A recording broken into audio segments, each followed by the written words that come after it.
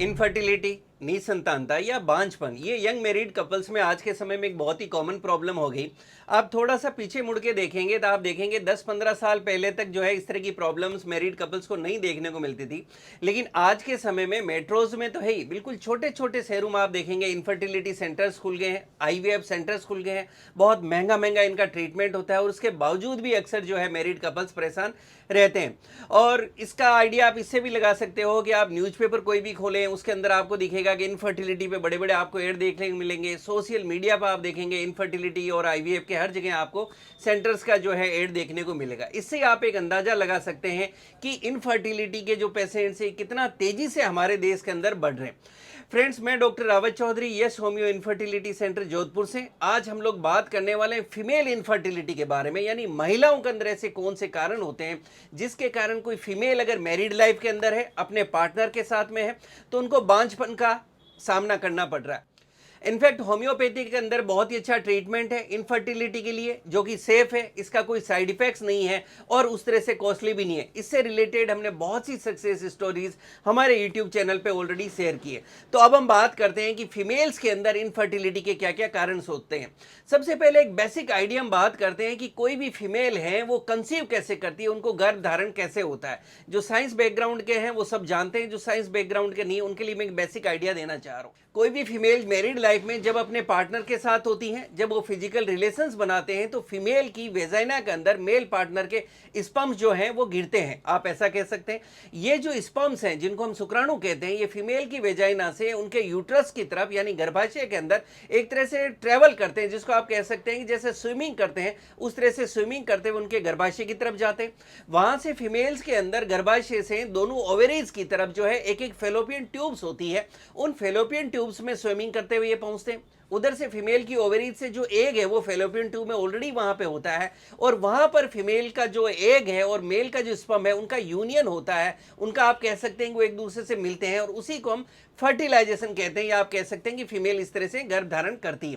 ये एक basic idea इसलिए दिया जिससे आगे हम कारणों को समझेंगे तो उस टाइम आपको पता चलेगा फेलोपियन ट्यूब की क्या इंपॉर्टेंस है, यूट्रस में अगर कोई प्रॉब्लम है तो क्या हो सकता है, या दूसरी प्रॉब्लम के कारण कैसे आपको बांझपन या इनफर्टिलिटी हो सकती है या कंसीव करने में दिक्कत आ सकती है। इनफर्टिलिटी को दो तरह से क्लासिफाई किया गया है। पहला है प्राइमरी इनफर्टिलिटी। प्राइमरी इनफर्टिलिटी वो कंडीशन होती है जिसमें एक मैरिड कपल लगभग 1 साल से साथ में रह रहे होते हैं, उनके बीच में रेगुलर फिजिकल रिलेशंस बन रहे हैं। आप कह सकते हैं कि जो फर्टाइल पीरियड है, ओव्यूलेशन टाइम पीरियड है, उसमें भी उनमें रेगुलर रिलेशंस बन रहे हैं। वो कोई तरह का कॉन्ट्रासेप्टिव मेजर यूज नहीं कर रहे हैं। जो फीमेल है वो कोई तरह की कॉन्ट्रासेप्टिव पिल्स नहीं ले रही है, या जो मेल पार्टनर है वो बैरियर मेथड या आप कह सकते हैं कोई कॉन्डम वगैरह यूज नहीं कर रहे। एक नॉर्मल जो हेल्दी रिलेशन बन रहा है जिसमें मेल जो है फीमेल की वेजाइना के अंदर इजुकुलेट हो रहा है, उसके बावजूद भी 1 साल के टाइम पीरियड में भी अगर वो कंसीव नहीं करते हैं तो उसको हम प्राइमरी इनफर्टिलिटी कहते हैं।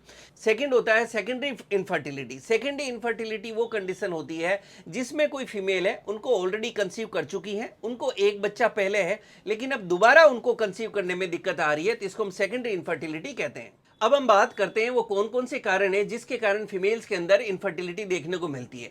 फीमेल्स के अंदर हमने बात की कि फीमेल्स के अंदर 2 ओवरीज होती हैं। उन ओवरीज के अंदर फीमेल्स के अंदर आप जानते हैं कि एग का प्रोडक्शन होता है। तो काफी फीमेल्स ऐसी होती है जिसमें ओवेरियन एट्रोफी होती है, यानी उन फीमेल्स के अंदर विद एज जिस तरह से उनकी ओवरीज डेवलप होनी चाहिए वो डेवलप नहीं हो पाती, अट्रोफिड रह जाती है, छोटी रह जाती है, जिसके कारण उनमें जो अच्छी क्वालिटी के एग है वो नहीं बनते, या बिल्कुल आप कह सकते हैं एग फॉर्मेशन ही नहीं होती। तो जो ओवेरियन एट्रोफी है उसके कारण हो सकता है। नेक्स्ट कारण जो बहुत कॉमनली आजकल देखने को मिल रहा है वो है पीसीओडी, पीसीओएस, जिसको हम पॉलीसिस्टिक ओवेरियन सिंड्रोम कहते हैं। इसके अंदर आप जानते हैं कि जो फीमेल की ओवरीज होती है उसके अंदर हेल्दी एग नहीं बनते और वहां पर बहुत सारे छोटे छोटे सिस्ट बनने लगते हैं, जिसके कारण उनकी एग क्वालिटी अच्छी नहीं रहती, टाइम पर एग रिलीज नहीं होता, उनके पीरियड्स मिस होने लगते हैं, बॉडी में दूसरे हार्मोनल इम्बेलेंसेस होने लगते हैं, फेस पे हेयर ग्रोथ होने लगती है। तो नेचुरली इसके कारण उनको कंसीव करने में दिक्कत आती है। पीसीओडी पे डिटेल में मेरा वीडियो बना हुआ है, उसको आप देख सकते हैं। नेक्स्ट होता है फेलोपियन ट्यूब ब्लॉकेज। हमने बात की कि जब मेल फीमेल रिलेशंस में होते हैं तो फेलोपियन ट्यूब के अंदर फीमेल का एग और मेल के स्पर्म का यूनियन होता है, लेकिन कुछ फीमेल्स के अंदर उनकी जो फेलोपियन ट्यूब्स होती है वो ब्लॉक हो जाती है, जिसके कारण जो स्पर्म और एग है उसका यूनियन नहीं हो पाता।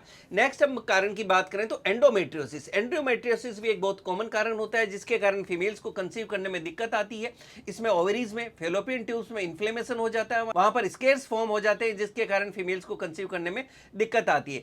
नेक्स्ट नेक्स्ट हम कारण की बात करें तो यूट्रस से रिलेटेड कुछ कंडीशंस हो सकती है, जैसे इन्फेंटाइल यूट्रस। ये वो कंडीशन होती है जिसमें कोई फीमेल के अंदर एज के अकॉर्डिंगली उनके यूट्रस का डेवलपमेंट नहीं होता, उनके गर्भाशय से संबंधित प्रॉब्लम्स हो सकती है, जैसे यूट्रस में फाइब्रॉइड्स हो सकते हैं, पॉलिप हो सकते हैं, या यूट्रस से रिलेटेड दूसरी कोई प्रॉब्लम्स भी हो सकती है, जैसे यूट्रस में स्कार्स टिश्यू डेवलप हो सकते हैं। इसी तरह से कुछ फीमेल्स में हार्मोनल इम्बैलेंसेस देखने को मिल सकते हैं, जैसे उनका LH, FSH, prolactin, estradiol, testosterone, MH hormone या थायराइड से संबंधित हार्मोन की प्रॉब्लम्स हो सकती है, जिसके कारण उनको कंसीव करने में दिक्कत आ सकती है। इसी के साथ में आज की लाइफ स्टाइल ऐसी है, ईटिंग हैबिट्स हेल्दी नहीं है, जिसके कारण बहुत सी फीमेल्स जो है ओवरवेट है, ओबेस है। तो अगर आप ओवरवेट है, वेट बहुत ज्यादा है, उसके कारण भी आपको कंसीव करने में दिक्कत आ सकती है।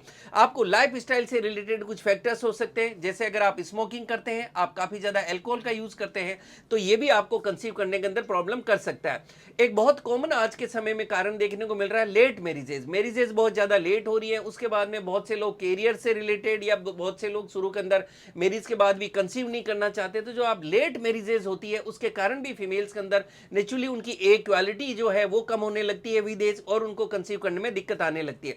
इसी तरह से कुछ केसेस के अंदर वो फीमेल्स जिन्होंने मैरिड लाइफ के अंदर बहुत ज्यादा कॉन्ट्रासेप्टिव पिल्स लिए हैं, या कोई अबॉर्शन से रिलेटेड पिल्स ली है, या डीएनसी अगर आपने पास्ट में करवा रखी है, तो ऐसे केसेस के अंदर भी आपको जो है कंसीव करने में दिक्कत आ सकती है। इसी तरह से बहुत सी फीमेल्स के अंदर फिजिकल रिलेशंस बनाने में दिक्कत आ सकती है, जैसे कि वेजाइनिस्मस हो सकता है।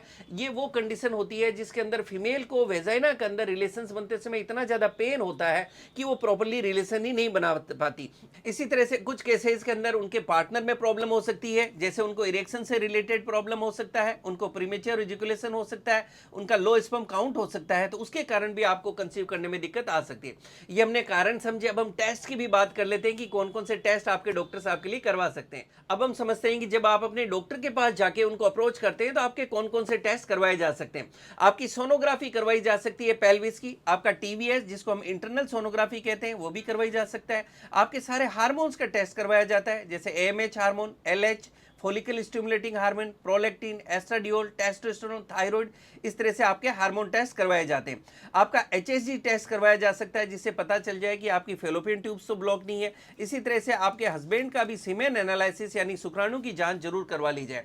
अब हम इसके ट्रीटमेंट की बात करते हैं। देखिए, ट्रीटमेंट टोटली इस पर डिपेंड करता है कि क्या कारण है जिसके कारण आपको इनफर्टिलिटी का सामना करना पड़ रहा है। हमने इतने सारे कारणों की बात की, उन कारणों को अगर आप डिटेल में समझना चाहें तो सब पर हमारे यूट्यूब चैनल पर टॉपिक बना हुआ है, आप उसको देख सकते हैं। तो वो जो कारण होगा उसके अकॉर्डिंगली आपकी होम्योपैथी के अंदर जो मेडिसिन दी जाएगी वो आपके लिए बेस्ट वर्क करेगी। मैं आपको यही कॉन्फिडेंस देना चाहता हूं कि अगर आपको इनफर्टिलिटी की कोई भी कारण से प्रॉब्लम है, आप अपने नजदीक में जो होम्योपैथिक डॉक्टर है उनसे जाके मिले। आप चाहे तो हमारी क्लिनिक आकर मिल सकते हैं, अगर आप दूर रहते हैं, आ नहीं सकते, तो हमारे क्लिनिक पे आप ऑनलाइन अपॉइंटमेंट है वो भी बुक कर सकते हैं। और होम्योपैथिक ट्रीटमेंट से हमारे क्लिनिक पर भी बहुत से ऐसे पेशेंट्स हैं जो बिल्कुल हर तरह से होपलेस हो गए थे, जिन्होंने बहुत से पैसे भी खर्च कर दिए थे, उनके घरों में भी किलकारियां गूंज रही है। तो अगर आपको कोई भी कारण से इनफर्टिलिटी की प्रॉब्लम है तो आप उसमें होम्योपैथी जरूर आजमाएं। Thank you.